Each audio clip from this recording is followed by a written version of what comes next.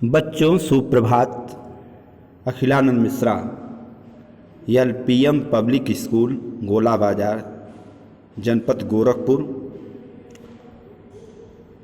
कक्षा 7, विषय हिंदी साहित्य, पाठ 2 बुद्धि और भाग्य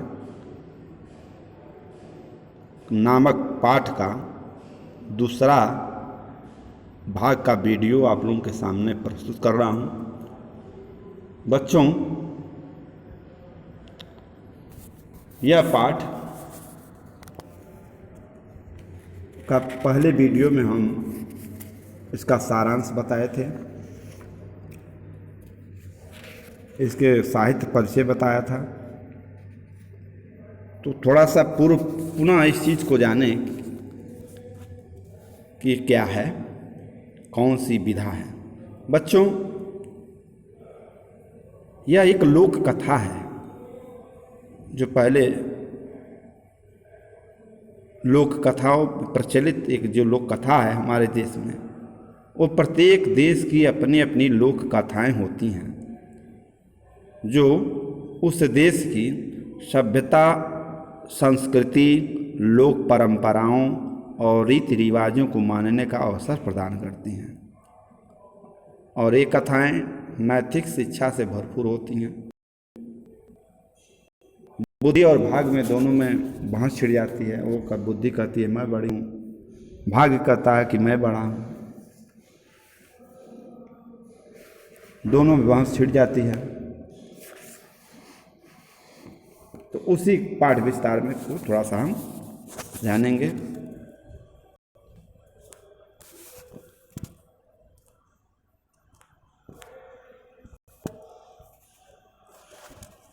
बच्चों,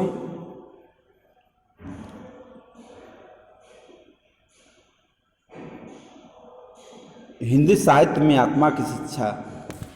बच्चों, बुद्धि और भाग्य दोनों जीवन में होना बहुत जरूरी है। और लोक कथा व्यक्ति के जीवन को सही दिशा प्रदान करता है। और विशेषकर ये जानना चाहिए हम लोगों को कि भाग्य रह कर क्या करेगा जब बुद्धि काम नहीं करेगी। इसी पाठ के विषय में हम लोग पढ़ रहे हैं कि बुद्धि का सर्वोत्तम विकास होना चाहिए, एक उचित शिक्षा, संस्कार, परिवेश, एक अच्छे समाज का निर्माण होना चाहिए।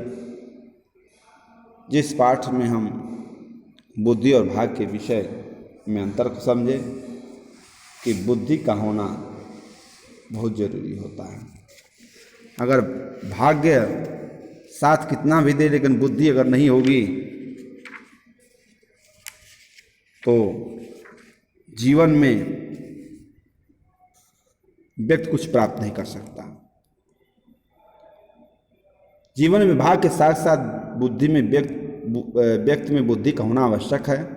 प्रस्तुत पाठ में यही बताया गया है कि भाग्य की कृपा कितनी भी क्यों न हो, लेकिन व्यक्ति में अगर बुद्धि नहीं है तो भाग्य द्वारा प्राप्त संपत्ति उसके लिए एक बेकार साबित होता है। इसी पाठ का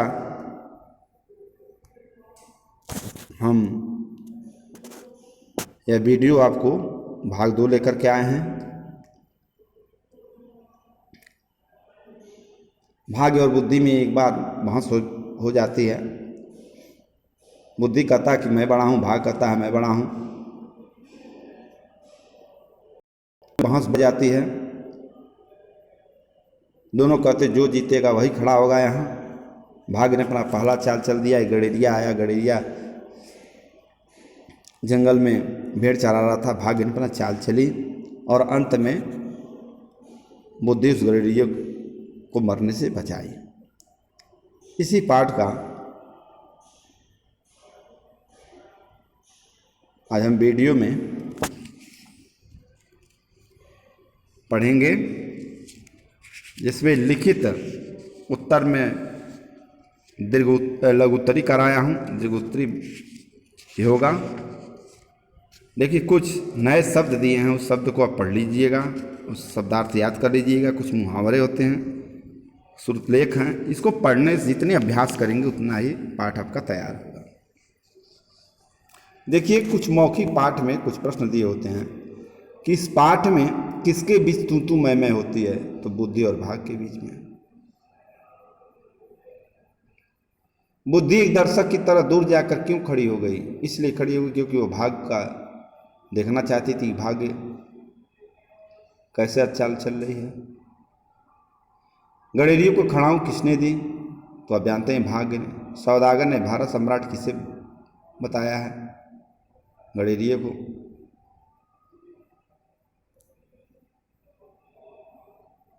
सम्राट ने सौदागर को किस पदवी पर बैठाया?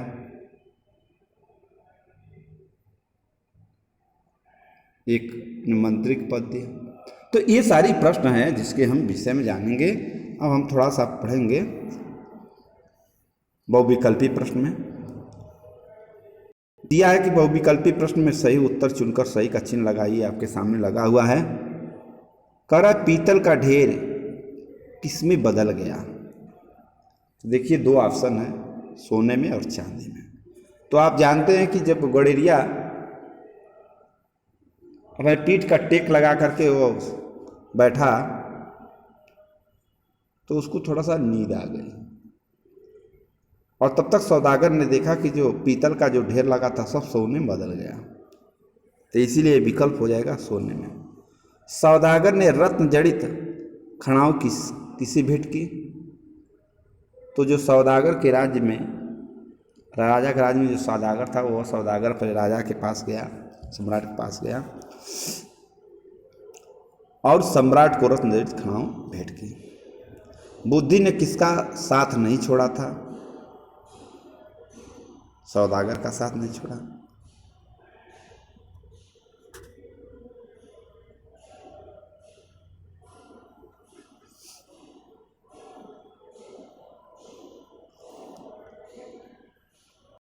इसको देख लीजिएगा क्या सही है।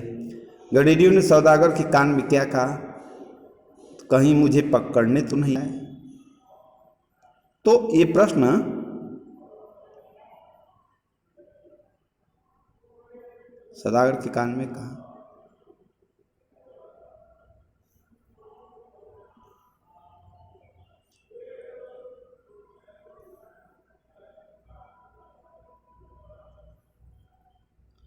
तो ये सब चीजें हैं, इसको आप भर लीजिएगा। बच्चों, प्रत्येक आदमी को नाम दिया जाए, ये सही है विकल्प। ये गलत है। गडेरिया ने सौदागर के कान में क्या कहा? तो ये कहा कि प्रत्येक आदमी को इनाम दिया जाए। तो ये सी चीज़ें हैं, ये थोड़ा गलत है, तो सही कर लीजिएगा। अब हम पढ़ेंगे दूसरा पृष्ठ। देखिए, दूसरा पृष्ठ में हम आपको होमवर्क दे रहे हैं। अपठित गद्यांश को पढ़ करके आप प्रश्नों का उत्तर देंगे। पठित गद्यांश को पढ़ करके प्रश्नों का उत्तर आप देंगे, ठीक है ना बच्चों? कुछ व्याकरण से पढ़ लिया जाए। व्याकरण में वर्णमाला में व्यंजनों की संख्या 33 मानी गई है, और जो स्वरों की सहायता से बोली जाती है। सभी व्यंजनों में अ स्वर विद्यमान रहता है, यानी जितने व्यंजन होते हैं क से लेकर के ग तक, उस सब में बिना स्वर की सहायता से नहीं बोले जा सकते, इसलिए वह विद्यमान होते हैं। इस स्वर के अभाव में व्यंजन अधूरा हो जाता है और हलंत लगाकर लिखा जाता है, जैसे क ख ग।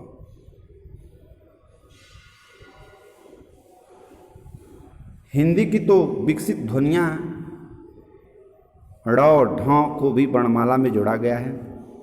हिंदी के व्यंजनों को मुख्यतः 3 भागों में बांटा गया है: स्पर्श व्यंजन, अंतस्थ व्यंजन और ऊष्म व्यंजन। नीचे दिए गए शब्दों के वर्ण विच्छेद कीजिए। ब धन उ, ब धन उ धन द धन ध धन ई। बुद्धि ठीक उसी प्रकार वर्ण विच्छेद को करना है। दिया है नीचे दिए शब्दों से वाक्य पूरा कीजिए। तो 5 दिए हैं, क ख ग घ अंग शब्द दिए हैं। सांप की फुफकार ने नेहा के रोंगटे खड़े हुए। तो सांप की फुफकार इसमें होगा, सांप फुफकार करता है, ठीक ना। तो जब फुफकार मारा तो नेहा के रोंगटे खड़े हो गए। घोड़ा जोर जोर से लगा, तो इसमें देखिए क्या लगा, भिनभिनाएगा तो है नहीं, मिमियाएगा भी नहीं, चिहाड़ेगा भी नहीं, हिनहिनाना। क्या किया, हिनहिनाने लगा। शेर देखकर बकरी डर के मारे क्या करती है, मिमियाने लगती है। जंगल में हाथी के चिघाड़ने की आवाज आ रही थी, ये सही बात है। खुले खाने पर मक्खियाँ भिनभिनाती हैं। तो ये चीज़ें हैं जिसको हम भर दिए हैं, आप थोड़ा ध्यान से देखिए। बच्चों अब हम पढ़ते हैं, पढ़िए और समझिए। कह रहा है कि प्रश्न नंबर 3 में द्वित व्यंजन, जब किसी शब्द में एक ही व्यंजन का 2 बार प्रयोग हो तो उसे द्वित व्यंजन कहते हैं। इसमें पहला व्यंजन अरहित होता है, जैसे बच्चा, मिट्टी,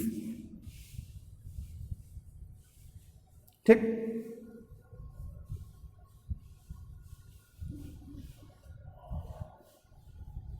इसमें जब किसी शब्द में एक ही व्यंजन का 2 बार प्रयोग हो उसे द्वित व्यंजन कहते हैं। इसमें पहला व्यंजन अरहित होता है, जैसे बच्चा, मिट्टी,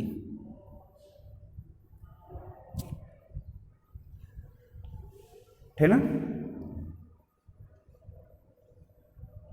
तो पहला व्यंजन जैसे बच्चा, तो ब में अ आ रहा है, इसीलिए वह स्वर अरहित है।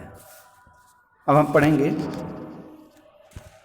दिया है नीचे दिए गए द्वित व्यंजन से 2-2 शब्द बनाना है।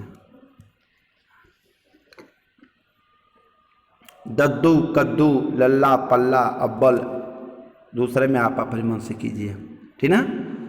इसके बाद खट्टा, टट्टा, रस्सी, लस्सी, मम्मी, सम्मान। तो ये चीज़ें हैं जिसको आपको बनाना है, ठीक ना। अब नीचे दिए गए शब्दों में सही जगह पर बिंदु, अनुसार और अनुनासिक लगाकर के आपको बनाना है। से दत्त दिया है तो अंक की मात्रा अवगत हो जाएगा, दंत। हस दिया है तो हंस, मत्री दिया है तो म पर अंक मात्रा होगा, अनुसार हो जाएगा। मंत्री, पसंद, शांत, आँख, चांदनी, पतंग, बकरियाँ, खड़ाऊँ, झुझलाना, गांव आदि आ जाते हैं, ठीक ना। रंगीन शब्दों के लिंग बताइए। सम्राट ने सौदागर की प्रार्थना सहर्ष स्वीकार कर ली, ये पुल्लिंग हो गया। दावत का रंग जमाना, स्त्रीलिंग हो गया। इसमें आगे शहनाई, शहनाई क्या होता है, स्त्रीलिंग हो जाता है। गडेरिये के लिए बढ़िया कपड़ा बनवाए, तो कपड़ा, कपड़ी नहीं होता है, कपड़े बनवाए, तो ये पुल्लिंग हो गया। अब बेशुमार दौलत उसके पास थी, तो बेशुमार दौलत, आपके पास दौलत है तो क्या होगा, पुल्लिंग हो जाएगा। तो ये चीज़ें है। अब दिया है प्रश्न नंबर 6, न, नहीं और मत का प्रयोग समझिए। न का प्रयोग हल्के आज्ञार्थक हेतु किया जाता है, जैसे यहाँ कोई ना आए। निश्चित रूप से मना करने के लिए नहीं का प्रयोग होता है, जैसे हमें लालच नहीं करना चाहिए। किसी को आदेश देकर मना करने के लिए मत का प्रयोग होता है, जैसे किसी को बाहर मत जाने दो। तो इन चीज़ों का हम प्रयोग वाक्य में करेंगे। आप कभी न जाएं, तुम कभी नहीं आना, मैं आपके साथ नहीं जाऊंगा। इसके बाद मैं कल नहीं गया था। गौ में देखिए, राम श्याम के घर मत जाओ, कल तुम मत आना। तो ये चीज़ें हैं जिसका हम प्रयोग करके वाक्य बनाए हैं। अब हम चलेंगे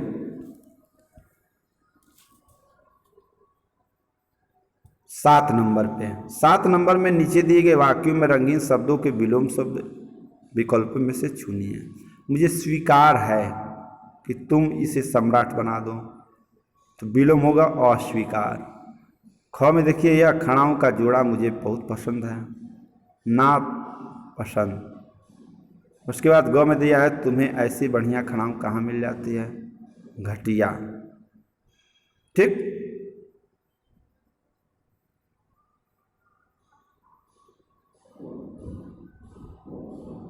बढ़िया हो जाता है घटिया।